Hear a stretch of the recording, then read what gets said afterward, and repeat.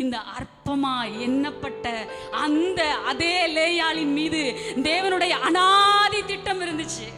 ஆமே ஆமே. நான் இதை யோசிச்சு பார்த்தேன். தேவனுடைய அனாதி திட்டம் அவன் மேல எப்படி இருந்துச்சு அப்படின்னா, லேயாள் எதை குறித்து சொல்றான், ஐயோ எனக்கு கூச்ச பார்வை, என்னால ஒன்றும் செய்ய முடியாது, நான் எதுக்கும் லாயக்கில்ல, என்னை யாரும் விரும்பல அப்படின்னு நினைச்சுக்கிட்டு இருக்காங்க. ஆனா தேவன் லேயாளை பார்க்கும்போது எப்படி பார்த்தார் அப்படின்னா, அவன் மேல இருக்கிற அனாதி திட்டத்தை அவர் பார்த்து கொண்டிருந்தார். அவங்க அப்பா பார்க்கும்போது அவ கண்ணை பார்க்குற அந்த கண்ணு சரியில்லை. அவங்க அப்பா பார்க்கும்போது இவளை யாருக்கு கல்யாணம் பண்ணி கொடுக்கறது, இவளை எங்க தள்ளுறது அப்படின்னு பார்த்துக்கிட்டு இருக்காங்க. ஆனா ஆண்டவர் பார்த்துக்கிட்டு இருக்காரு.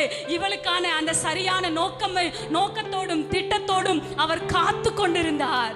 ஆமென். அந்த அனாதி திட்டத்தோடு கர்த்தர் காத்து கொண்டிருந்தார். ஆமென். இன்னைக்கு நீங்க ஒருவேளை அற்பமா எண்ணப்படலாம். நான் உங்களுக்கு ஒரு வார்த்தையை சொல்றேன், உங்க மேல தேவனுடைய அனாதி திட்டம் இருக்கு. ஆமென். யாரெல்லாம் விசுவாசிக்கிறீங்க? என்னை குறிச்சு அனாதி திட்டம் இருக்கு.